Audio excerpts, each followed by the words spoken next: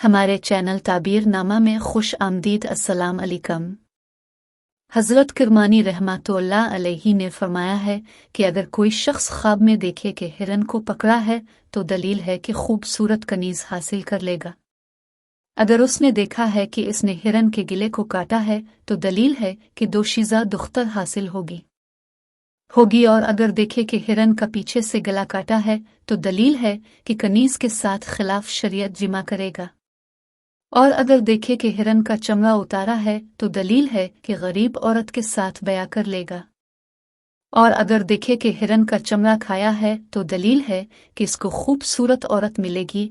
और अगर देखे कि हिरन का चमड़ा गोश्त चर्बी खाता है इसकी तरफ वापस आती है तो दलील है कि इसको मालदार औरत मिलेगी। और अगर देखे कि इसने हिरन को मारा है तो दलील है कि औरत की तरफ से गमनाक होगा।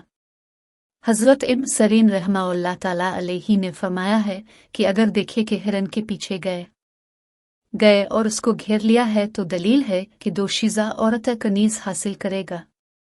और अगर देखे कि हिरन को शिकार के वक्त गिरा लिया है तो दलील है कि माल है गनीमत पाएगा।